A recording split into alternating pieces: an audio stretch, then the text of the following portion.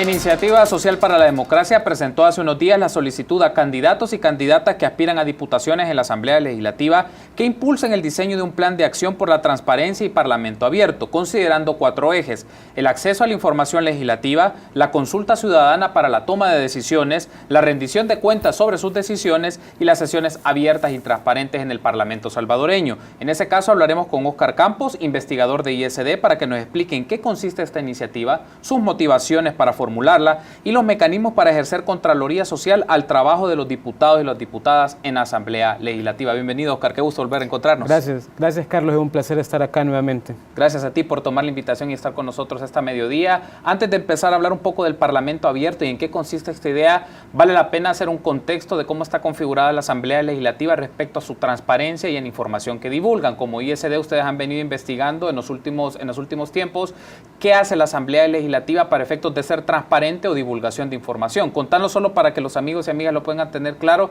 en este contexto, cuáles son los puntos claves para ver la Asamblea Legislativa y si es transparente o no en la información que divulga para los ciudadanos. Sí, fíjate que específicamente en ese tema desde el año 2010, Iniciativa Social para la Democracia comenzó a llevar a cabo sus monitoreos de transparencia a la gestión pública, a los 3 órganos del Estado.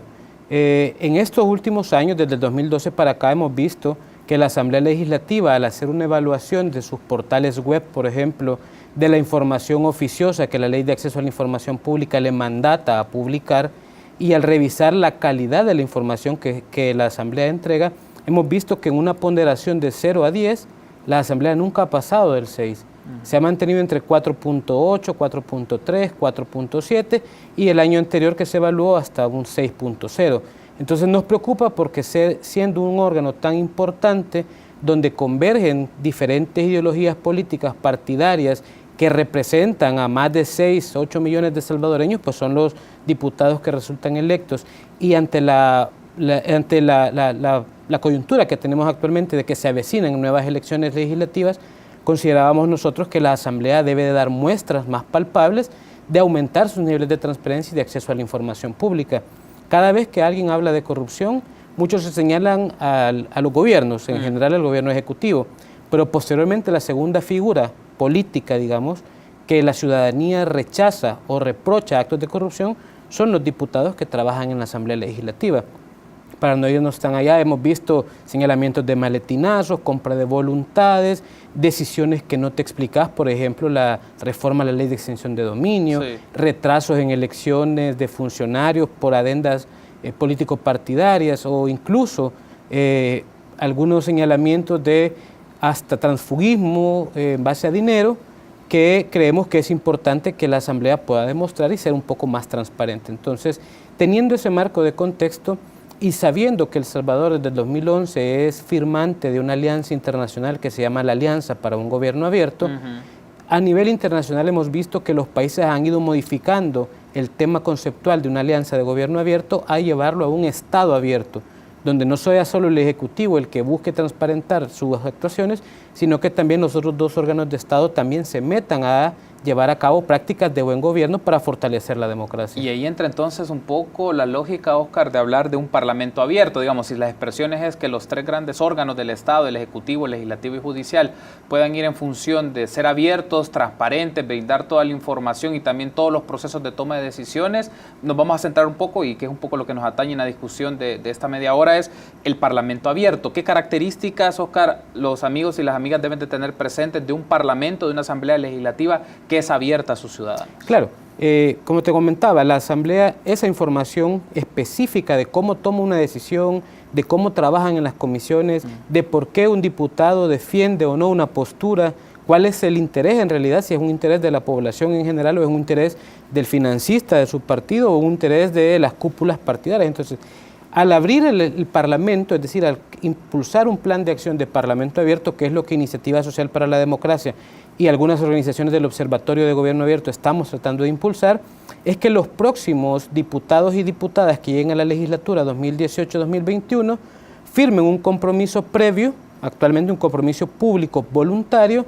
mientras son candidatos, para que cuando lleguen a la Asamblea puedan ellos mismos impulsar la creación de un plan de acción que puede tener, nosotros consideramos, 4 o 5 medidas principales. Tampoco queremos un plan grande que no se vaya a poder cumplir. Recordemos que solamente son 3 años de trabajo y que en los primeros 6 meses, 1 año, se elabore este plan para que se implemente en los próximos 2 que siguen de esta legislatura. Entonces la idea es que el plan se enfoque en primer punto en el eje de acceso a la información legislativa. No a la información solamente de los viajes o de cuánto se está gastando de recursos públicos, que puede ser accesible mediante la ley de acceso a la información, sino a que hay información que no se mira del quehacer legislativo. ¿Qué hace este asesor? ¿Por qué este asesor está aquí? ¿Tiene las competencias y las idoneidades para ser asesor?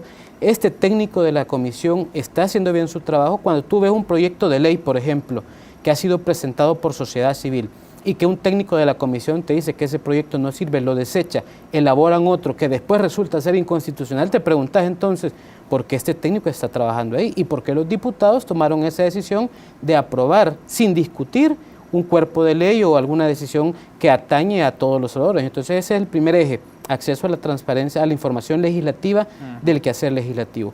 El segundo eje que consideramos que es importante que el plan de acción de Parlamento Abierto debe de contener es el tema de la rendición de cuentas. ¿Sabías que la Asamblea Legislativa es la única institución que no rinde cuentas y que no ha rendido cuentas en los últimos 5 años? Entonces, siendo el primer órgano de Estado, como se autodenomina, y teniendo una gran cantidad de recursos, es inconcebible que no haya una rendición de cuentas hacia los ciudadanos. Así que impulsar la rendición de cuentas como institución, como asamblea, como fracción legislativa de cada uno de los partidos y como diputado ante sus ciudadanos en el territorio donde fueron electos, sería otro punto que debe de considerarse en el plan de acción. Y esta rendición de cuentas no quiere decir que tenga que ser un solemne acto con 1000 personas. Hay muchísimos mecanismos para poder llevar información a la ciudadanía. Un tercer eje es el que tiene que ver con la participación y la consulta ciudadana. Cuando un diputado es electo por su departamento, por ejemplo en Aguachapán, este diputado debe después irle a rendir cuentas a la ciudadanía, a consultarle a los ciudadanos para quienes lo eligieron, cuáles son los problemas, no ir a resolver lo de una calle, porque eso le corresponde al alcalde, o eso le corresponde al ministro de Obras Públicas, o la reparación al fovial, sino que ir a ver las necesidades sensibles de la población en Chalatenango. Puede ser un préstamo para reactivación del café, por ejemplo, que tenga que votarlo el diputado y que su gente que fue electo le esté pidiendo y no lo hacen. Entonces, esa relación ciudadano-diputado es la que debe de mejorarse a través de procesos de consulta o de diálogos. Se hace una crítica que si la Asamblea Legislativa tiene diferentes oficinas o sedes regionales, ¿por qué los diputados de esa región no trabajan en esas sedes cercanos a la gente que los eligió, sino que trabajan en la oficina central, en el Palacio Legislativo, y reciben a los ciudadanos 1 hora, 1 vez a la semana? Entonces nos parece que hay que mejorar ese tema de la relación. Y el cuarto eje es el uso de nuevas tecnologías. Hoy en día no solo nos podemos quedar con lo que transmite el canal legislativo o lo que la radio legislativa pasan. Tenemos que tener acceso a las decisiones, a las discusiones de las comisiones. Hay que tener la información en datos abiertos que puedan ser reutilizables para que los investigadores, académicos y todas las organizaciones puedan saber cómo se está manejando la Asamblea. Entonces, esos son los 4 ejes principales que el plan que nosotros estamos tratando de impulsar. Obviamente será un proceso de co-construcción en el que los diputados que resulten electos y las organizaciones de sociedad civil que se interesen puedan después discutir si hay más, si hay menos compromisos, pero y tener como esos 4 ejes como básicos. Hay un aspecto, Oscar, que me llama a mí la atención, es, por ejemplo, la Asamblea Legislativa tiene un canal televisivo, tiene una radio, y digamos son como espacios o medios de comunicación que tienen cobertura nacional y que en principio llegan a toda la ciudadanía, a toda la audiencia. La pregunta es, ¿cómo logramos que la ciudadanía conozca y le interese lo que hace la Asamblea Legislativa? Porque claro, hay muchos procesos, la Asamblea desarrolla una serie de procesos y actividades semanalmente, particularmente quizás la gente lo asocia más a las plenarias, donde se toman decisiones sobre diferentes propuestas de ley. Pero un punto, y te hago esta pregunta un poco por la experiencia que también ustedes tienen desde sociedades civiles, ¿cómo logramos que la gente conozca y le interese lo que se hace en la Asamblea Legislativa? Porque en principio uno puede creer que es muy lejano. Exacto. Esto que hace el diputado de X departamento o esta decisión que tomó a mí que me interesa, si en la plenaria al final solo terminan dándose dimes y diretes entre las partes de cosas bastante superficiales o un abordaje muy burdo. Pero el tema es que a la hora de tomar decisiones, presupuestos, aprobaciones de leyes o derogatorias de las mismas, ahí sí se están tomando decisiones importantes. Pero ¿cómo logramos que a la gente esto le interese? Te pongo un caso muy particular, el tema de la posible aprobación de una ley general de aguas. Es un tema que viene durmiendo el sueño de los justos y que lo están utilizando políticamente un partido recriminándole al otro que por culpa de ellos no se aprueba y los otros al contrario diciendo que es por los otros. Entonces están manipulando una ley que podría venir a ayudar a favorecer a muchos ciudadanos, a todos los ciudadanos en general del país, y hay muchas movilizaciones de ciudadanos exigiendo el respeto al derecho al agua. Ya hay una reforma constitucional, entonces hay que aprobar esta ley. Sin embargo, no se conoce o no se informa a la demás gente que no está dentro de estos esfuerzos o que no tiene conocimiento de esta ley, cuáles serían las ventajas o las desventajas de aprobar o no desaprobar ese marco normativo. ¿Qué tiene que hacer el diputado? Como te comentaba, bajar al territorio, ir a hacer esa consulta, ir a hacer esa retroalimentación o a recibir esa retroalimentación de la gente y dar esa rendición de cuentas de por qué se está aprobando una ley o por qué no se va a aprobar, para que la ciudadanía de verdad se informe. Al final hay que cambiar el lenguaje del tecnicismo jurídico y bajarle para que sea más digerible a la sociedad. Entonces yo te puedo decir que ANDA va a tener mejor cobertura, por ejemplo, o que va a ser más transparente si la Ley General de Aguas les permite la administración y el control social, va a reconocer las juntas de aguas en donde están establecidas, donde no hay autoridad, hay juntas de agua comunales. Entonces, ¿cómo le explicas eso a la gente? La gente que trabaja en esos municipios va a entender que le conviene una ley que le proteja y le resguarde su derecho humano al agua. Pero si lo mantenés solamente a través del canal legislativo o de los noticieros, de los medios de comunicación, en donde el diputado solo dice que estamos trabajando por ustedes, retóricamente vendiendo colores, ¿verdad? No le dan la información a la gente. Entonces creo que por ahí debe de comenzar y obviamente pues el trabajo de la sociedad civil en tratar de empoderar a los ciudadanos en los territorios, y es por eso ese nexo que debe de haber entre diputado y elector. Un aspecto que llama también la atención, Oscar, es el mecanismo de la toma de decisiones. Exacto. Es decir, hay decisiones que en la Asamblea Legislativa a día de hoy son opacas o se desconocen. Uno de los ejemplos más clásicos es los nombramientos de titulares del Ministerio Público, magistrados de la Corte Suprema de Justicia, de la Corte de Cuentas. Solo te mencionan a cuentagotas los diputados. Es que pensamos esta propuesta, por ejemplo, en el caso de la Corte de Cuentas, tenemos estos perfiles, pero no te dicen en concreto estos perfiles a razón de qué argumentos los están respaldando. Uno. Y dos, por ejemplo, hay sesiones de comisiones legislativas en donde han quitado el audio o han bajado las persianas, que fue el caso de las reformas a la Ley de Extinción de Dominio. Digamos, todavía hay prácticas que en las asambleas legislativas son opacas y la idea es cómo poder censurar, o en este caso que no se den ese tipo de prácticas o se conozcan de manera más transparente en qué funciones se dan. Sí, en efecto, en eso consiste el tema del plan de Parlamento Abierto, que este tipo de prácticas de opacidad, de discrecionalidad que realizan los diputados y las diputadas en el trabajo legislativo vayan siendo erradicadas poco a poco. Tú lo mencionas, el tema de la Corte de Cuentas, 30 y tantos aspirantes evaluados por una subcomisión. Cuando tú ves en la televisión las preguntas, 3, 4 preguntas que le hacen, o sea, te das cuenta que en realidad la subcomisión no está haciendo un trabajo. Y luego la asamblea va a decidir en torno a unas propuestas que hagan, van a tomar una decisión más partidaria y política que en realidad una decisión que le favorezca a la ciudadanía, dándoles una Corte de Cuentas independiente. No lo van a hacer así, van a elegir a quien les pueda ayudar a tapar o a no destapar posibles casos. Entonces, esa decisión es la que la Sala de la Constitucional ya casi 18, 19 veces ha dicho en la elección de funcionarios o en la elección de estos procesos de segundo grado. No ha sido consecuente, demostrando que esta persona electa fue idónea, es pertinente, tiene la capacidad y las competencias notorias, no tiene nexos partidarios o de algún tipo que le puedan obstaculizar su independencia. Pero como no hay esa discusión y la ciudadanía lastimosamente no conoce cómo se toman esos acuerdos al interior de las comisiones, en especial de la Comisión Política, que es una de las más cerradas, entonces no hay manera de cómo exigirles. Y si te das cuenta, ya van la sala corrigiéndoles la plana varias veces, ya en junio del otro año ya no va a haber una sala de lo constitucional que pueda hacer eso. Entonces consideramos que el plan de acción de Parlamento Abierto puede venir a ayudar a mejorar esos procesos de toma de decisiones. Al final, tú recordarás con el tema de la aprobación del decreto transitorio para el transfugismo, el tema de las reformas a la Ley de Extinción de Dominio.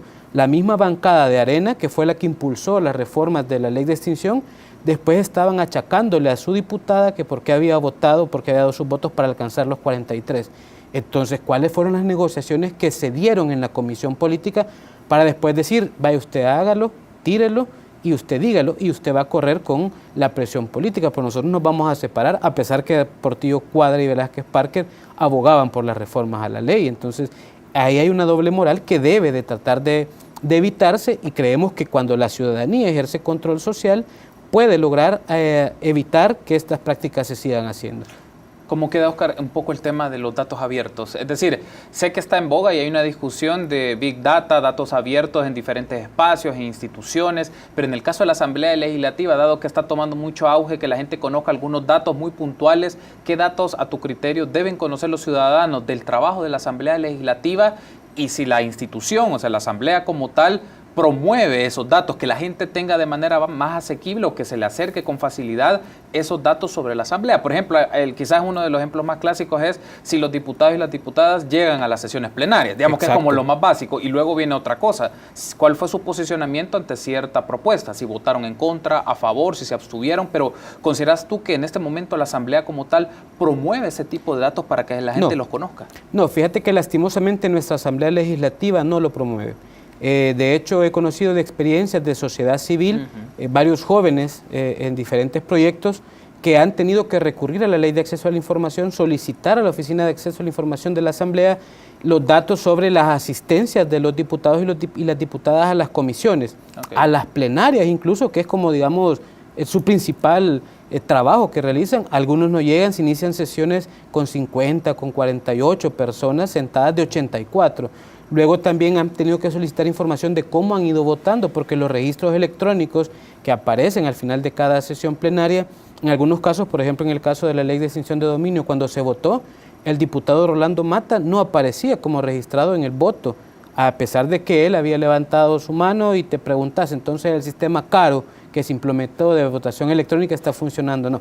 Pues estos jóvenes han logrado limpiar una base de datos en las que tú puedes conocer el quehacer legislativo. Esta es parte de la misma experiencia que América Latina viene impulsando. Hay una red de transparencia legislativa en la cual más de 7 u 8 países latinoamericanos son parte. El Salvador no lo es. Nuestros vecinos más cercanos son Guatemala y México, que sí lo son. Ellos realizan año con año evaluaciones a la gestión legislativa en materia de políticas de datos abiertos. En El Salvador todavía no tenemos una política de datos abiertos institucionalizada. Sabemos que el Ejecutivo está trabajando una para lanzarla próximamente, pero la Asamblea debería de seguir ese ejemplo. Y es por eso que el plan de Parlamento Abierto que tratamos de impulsar recoge también el tema de cómo poder abrir los datos de la gestión legislativa. De hecho, varios medios de comunicación salvadoreños se encuentran hoy presentes en Costa Rica, en una conferencia latinoamericana sobre datos abiertos, y latinoamericana y el Caribe. Entonces están discutiendo, están aprendiendo, intercambiando esas experiencias, y créeme que resulta penoso que El Salvador quiera salir abanderando la transparencia en la región centroamericana, pero en la práctica no están implementando las nuevas ideas, las nuevas tecnologías o los nuevos programas de transparencia, ya sea legislativa, en la Corte Suprema o en el mismo Ejecutivo. Y al final me parece también a mí muy risible que los diputados, cuando están en discusión, después de que la Sala de lo Constitucional les ha mandado alguna notificación de algún proceso, digan que los magistrados de la Sala no son transparentes porque no se conocen las sesiones de trabajo de la Sala, pero tampoco se conocen las sesiones de trabajo de la Comisión Política. Entonces, yo veo la paja en el ojo del vecino, pero no en el ojo legislativo. Entonces, eso hay que corregirlo. Perfecto, Oscar. Tenemos que hacer una pausa. Al regresar vamos a hablar de otros datos o de otra información involucrada en la transparencia en la gestión legislativa. Permítanos una pausa. Volvemos en instantes.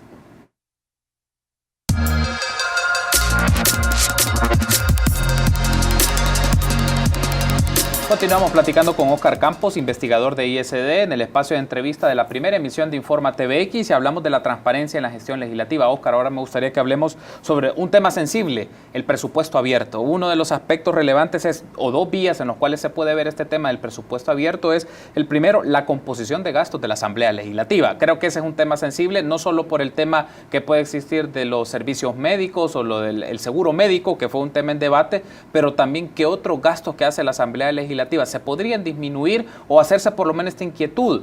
¿Quién sale favorecido de este gasto? ¿Para qué utilidad? ¿Esto retribuye a la sociedad? Y creo que es un punto interesante para una transparencia en la gestión legislativa, los gastos del presupuesto de la Asamblea Legislativa como tal. Claro, ese ha sido un señalamiento siempre bastante fuerte a todas las instituciones públicas, en especial a la Asamblea, que tiene un presupuesto superior a los 50 millones todos los años.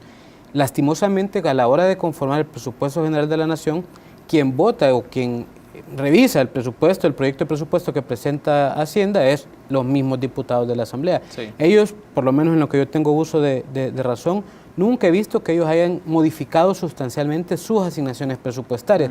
Si vienen y modifican las de otros órganos, les dan o no les dan, les quitan o no les quitan, pero la de ellos siempre se deja prácticamente tal cual como se presenta del proyecto. Últimamente el tema del gasto de viajes, el gasto de combustible, las prestaciones en seguro médico privado, se había manejado como grandes erogaciones de la administración pública, pero hasta hoy que tenemos una época, digámoslo así, de vacas flacas, se está tocando el tema de por qué es necesario tratar de trabajar en la disminución de esos gastos corrientes de la Asamblea. Ya lo dice la Sala de lo Constitucional, después de una demanda de inconstitucionalidad que se presentó, que hay gastos que no permiten un equilibrio presupuestario del actual presupuesto. Entonces, y recomienda, recordemos que la función es de Hacienda para presentar el proyecto de presupuesto y de la Asamblea para aprobarlo. No es la Sala la que va a hacer el presupuesto, pero recomienda que hay algunas medidas que se deben de tomar para evitar este desequilibrio financiero o presupuestario que se hace. Creemos que es importante que la Asamblea lo trabaje. El tema de los seguros médicos está bien, los empleados pueden tener derecho a un seguro médico, pero hay empleados que lo utilizan no como seguro médico, sino que como seguro estético, operaciones de cirugía estética o de ese tipo. Creemos que no son gastos necesarios y que deberían de revisarse. El tema de las asignaciones de combustibles, hemos visto con mucho sentimiento que los diputados hagan uso de los vehículos institucionales, incluso para ir a Guatemala con sus familias o prestárselos a sus hermanos, pero que no les está trayendo ninguna retribución a la sociedad. Ese gasto puede ser reducido sin que afecte el trabajo legislativo en realidad. Creemos que la sociedad civil se está empoderando mucho en exigir estos temas y esperamos que el próximo presupuesto que se debe presentar a noviembre de este año vaya y recoja todos estos señalamientos o por lo menos la mayoría de recomendaciones que hizo la Sala de lo Constitucional y que la sociedad está exigiendo. Un diputado que recibe $4,000 de viáticos para ir a un evento de una pupusa en el exterior, creo que no va a traer provecho para 6, 8 millones de salvadoreños que vivimos acá adentro en el territorio. Puede ser que pueda ir a escuchar en sesiones de trabajo con algunos salvadoreños en el exterior, está muy bien, y puede ser que no haya pagado el viaje porque fue una invitación de quien hizo ese evento, pero los viáticos, $4,000 por 4 o 5 días para ir a un evento, creemos que son demasiado excesivos y deben de revisarse. Otro tema que creemos que debe de revisarse y que tiene que ver con las asignaciones presupuestarias y más bien con los salarios que ganan los diputados, es el tema de los beneficios adicionales que recibe un diputado que ya no es de la llanura, que pasa a ser presidente de la comisión o miembro de los 14 puestos o 15 puestos que tiene la Junta Directiva. Ahí también ves otra serie de prerrogativas que en realidad creemos que pueden ser revisadas y deberían estar siendo corregidas en el próximo presupuesto. Guillermo Gallegos hablaba sobre los descuentos que se les va a hacer a los diputados que faltan, que no llegan a trabajar. Está bien, pero un descuento de un diputado van a ser $30 o $40. Creemos que está hablando de una medida más populista que una medida ejemplar para modificar el gasto presupuestario. Otro asunto que llama la atención sobre la gestión del presupuesto de la Asamblea Legislativa es el tema de las licitaciones, sí. Es decir, cómo se dan los mecanismos de licitar los servicios o los bienes y servicios que va a necesitar la Asamblea para operar, y si hay un patrón o no lo hay, de que hay una empresa particular que siempre sale favorecida por este tipo de licitaciones, o hay competencia, o hay diversidad. Este tipo de inquietudes y preguntas creo que son válidas hacerlas, pero a veces en el cuestionamiento a los diputados no les gusta mucho que les pregunten este tipo de cosas. No le gusta, y fíjate que aquí sí creo yo que habría que extendernos no solamente a la Asamblea, es decir, a la administración pública en general. Sí.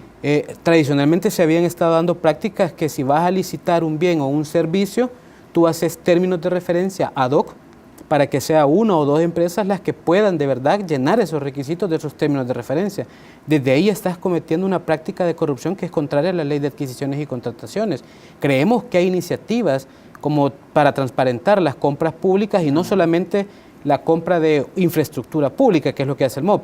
También el tema de quién te va a dar la alimentación en la institución, quién te va a dar los uniformes, quién te va a dar el gasto de suministros de todos estos que se gastan, la papelería y todo eso, que al final terminan siendo erogaciones muy grandes y que, como tú decís, se presta para que haya un patrón, o por lo menos se visibiliza que hay un patrón en que siempre son un grupo de empresas, y esto no quiere decir que el empresario sea el malo. También hay responsabilidad de parte de los funcionarios que vienen y tienen tal vez acuerdos con algunas empresas o recibirán quizás algún tipo de dádiva para favorecerles. Y aquí podría entrar el tema de Open Contracting. Es una iniciativa también internacional que está aplicándose a la par de la Alianza de Gobierno Abierto y a la par de Parlamentos Abiertos, que busca transparentar todas las compras públicas de las administraciones.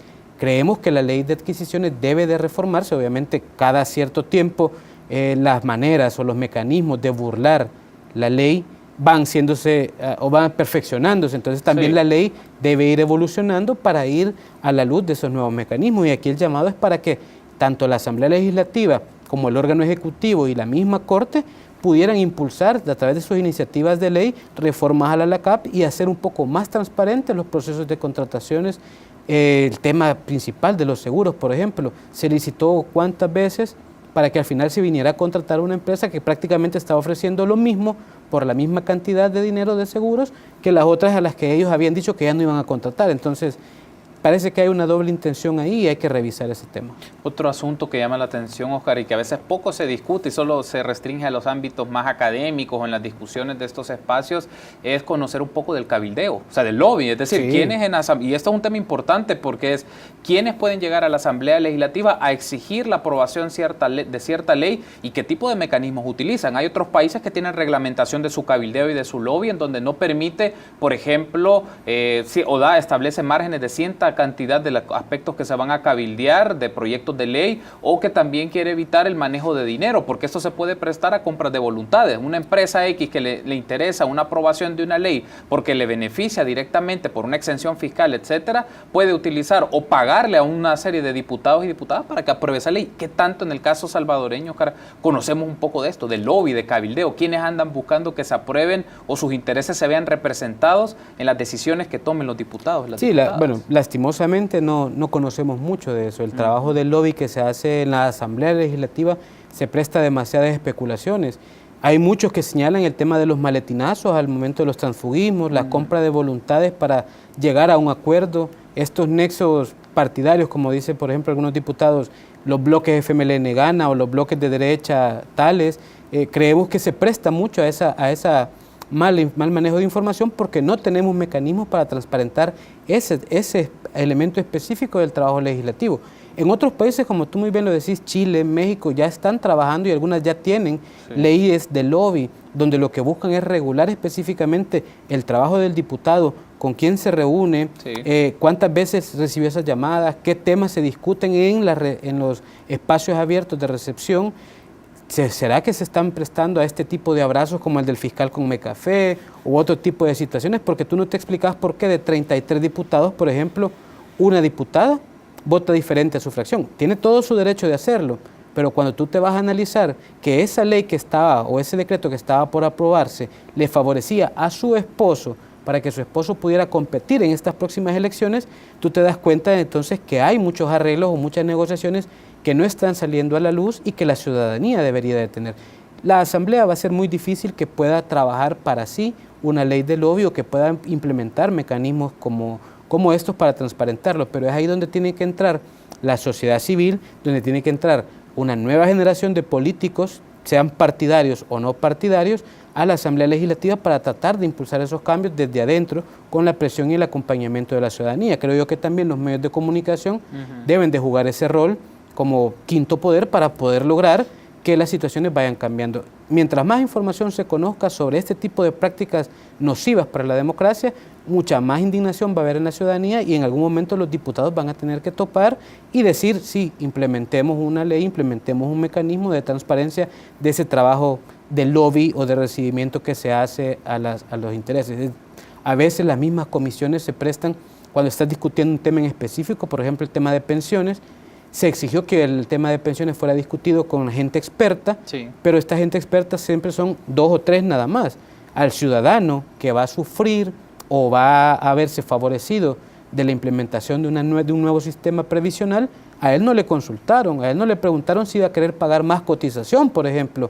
Fundaungo, y lo cito, decía en uno de sus informes hace poco, que la nueva propuesta integral que presentaron los 4 partidos de derecha en la Asamblea, aunque aumentaba la cotización del trabajador y del patrono, el monto que iba a su cuenta individual era mucho menor al que actualmente tenemos. Entonces, Le preguntaron al ciudadano si quería eso o no, están por aprobar esa iniciativa o no, entonces creemos que ahí es donde debe de haber más apertura para la ciudadanía. Y otro de los aspectos que me gustaría abordar en esta última fase de la entrevista, Oscar, es, en la primera parte tú mencionabas, es importante potenciar los mecanismos de rendición de cuentas y no entendidos como eventos ceremoniosos que se hacen ante centenares de personas, se presenta un documento y todo de manera muy unilateral. Básicamente el funcionario habla, la gente escucha, en algunos casos llevan a la gente, no es gente que necesariamente le interesa estar ahí, pero bueno, ese es otro punto. Pero el aspecto aquí, Oscar, es cómo lograr mecanismos de rendición de cuentas distintos, en donde la gente participe, sean territoriales y que la gente tenga el mismo deseo de exigirle a los diputados y diputadas, a ver,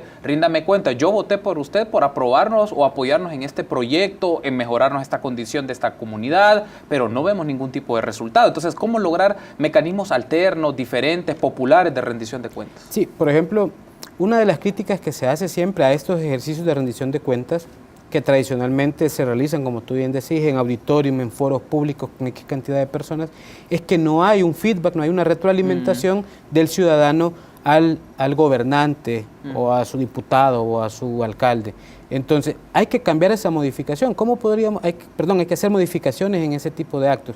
Podríamos, y de hecho con el Instituto de Acceso a la Información Pública, un grupo de organizaciones de la sociedad civil y la academia han estado trabajando en propuestas para que el instituto pueda en un futuro, ya que su artículo 4 en la Ley de Acceso a la Información Pública le ordena o le mandata que pueden emitir lineamientos de rendición de cuentas para que todos los entes obligados los puedan cumplir. No tenemos ahorita un marco de ley que obligue a la rendición de cuentas, pero el instituto podría dar el ejemplo y luego podría emitir estos lineamientos. Entonces se está trabajando en propuestas y una de estas es que los ejercicios de rendición de cuentas ya no sea una vez al año, por ejemplo. Puedan ser cada 2 o cada 3 meses, dependiendo de la naturaleza de la institución o del funcionario. 2, que no sean centralizados o concentrados en una sola localidad. Por ejemplo, en San Salvador, si la naturaleza de la institución es de trabajo territorial en los 262 municipios, que puedan haber ejercicios de rendición de cuentas desconcentrados en los territorios y donde no necesariamente tengan que llegar 1000 personas. Puede ser un grupo pequeño de líderes o lideresas de la región que estos después pueden multiplicar el efecto. Otra propuesta es que la información que se va a brindar en la rendición de cuentas sea puesta a disposición de la ciudadanía por lo menos 30 días antes, 45 días antes, para que la ciudadanía la pueda leer, pueda analizar y al momento de llegar al ejercicio de rendición de cuentas pueda levantar la mano y decirle, mire, pero usted aquí dijo que se iba a comprometer a tal cosa y no lo hizo. Explíqueme por qué no lo hizo y qué hizo con el dinero que estaba presupuestado para esto. Entonces, mejorar ese tipo de relación, de retroalimentación. Y una cuarta, obviamente, es utilizar mecanismos diferenciados, boletines, cápsulas de videos informativos, programas radiales en los cuales la ciudadana pueda tener un teléfono abierto para estar consultándole a su funcionario, presentaciones territoriales, si en este caso es la Asamblea Legislativa, una rendición de cuentas en la oficina regional en Sonsonate, u otra en Aguachapán, u otra en Morazán, no sé dónde están, que al final son edificios legislativos, edificios públicos que están recibiendo dinero para su mantenimiento, pero que no están siendo utilizados para llevar a cabo la labor legislativa. Entonces creo que por ahí pueden ir algunas ideas para mejorar el ejercicio que tradicionalmente se hace, que de hecho la Asamblea nunca lo ha hecho. Óscar, gracias por habernos acompañado y darnos estos insumos, estas ideas para discutir sobre la transparencia en la gestión legislativa. Gracias, Óscar. Gracias, Carlos, un placer. Y a ustedes también por habernos acompañado. Permítanos una pausa. Volvemos en instantes.